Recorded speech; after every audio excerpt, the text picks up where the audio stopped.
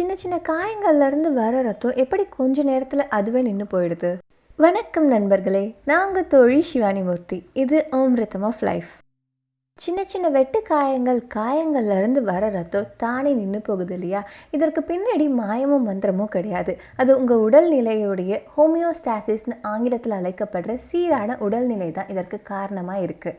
அப்படின்னா என்ன அப்படின்னு யோசிக்கிறீங்களா?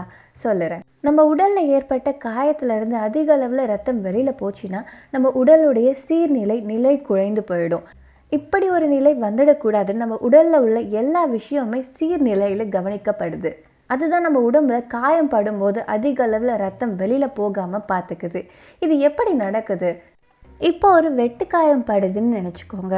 அந்த வெட்டுக்காயத்துலேருந்து ரத்தம் அதிக அளவில் வரும்.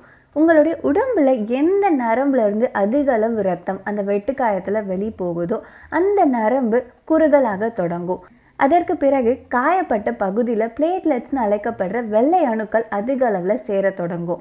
இதற்கு பிறகு அந்த காயப்பட்ட பகுதியில் ஒரு வேதியியல் மாற்றம் நடக்கும். அதன் விளைவா ஃபைப்ரின் அழைக்கப்படுற ஒரு புரோதம் உற்பத்தி ஆகும். அந்த ஃபைப்ரின் பசை போலக ஒட்டும் தன்மையை வாய்ந்தது. இது பல பிளேட்லெட்ஸ்கள் ஒன்றாக ஒட்டுவதற்கு உதவியா இருக்கு.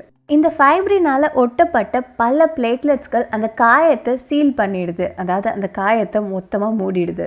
இதனால் ரத்தம் உடல்ல இருந்து அந்த காயத்தின் வழியாக வெளியில் போகாமல் தடுத்து நிறுத்தப்படுது. இப்படி தான் நமக்கு காயம் படும்போது நம்ம உடம்புல இருந்து ரத்தம் அதிக அளவில் வெளியில் போகாமல் தடுத்து நிறுத்தப்படுது. ஆனால் உங்களுக்கு தெரியுமா, இது போல ரத்தம் கட்டுவது ஒரு சிலருடைய உயிரையே எடுக்கக்கூடியதாக இருக்குது. எப்படின்னு யோசிக்கிறீங்களா? ஒரு சிலருடைய உடம்புல சீரான இரத்த ஓட்டம் இல்லாததன் காரணத்தால் இரத்த நாளங்களில் இரத்த கட்டுகள் ஏற்படும். இது அதிக அளவில் நுரையீரல் மற்றும் மூளைக்கு போகக்கூடிய இரத்த நாளங்களில் ஏற்படுவதாக மருத்துவர்கள் சொல்கிறாங்க. இதை தக்க தருணத்தில் கண்டறிந்து அவங்களுக்கு சிகிச்சை வழங்காமல் போனால் அவங்களுடைய உயிருக்கு மிகப்பெரிய ஆபத்தாக முடியும். இந்த காணொலி உங்களுக்கு உபயோகமாக இருக்கும்னு நான் நம்புகிறேன்.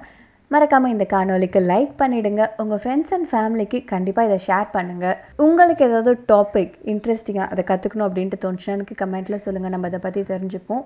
நீங்கள் இன்னும் நம்ம சேனலை சப்ஸ்கிரைப் பண்ணனா சப்ஸ்கிரைப் பண்ணிவிடுங்க. பக்கத்தில் இருக்க பெல் பட்டன் ப்ரெஸ் பண்ணுங்கள். அப்போ தான் நான் போடுற வீடியோ உங்களுக்கு உடனுக்குடன் கிடைக்கும். கற்போம், கற்பிப்போம். நன்றி. வாழ்க வளமுடன்.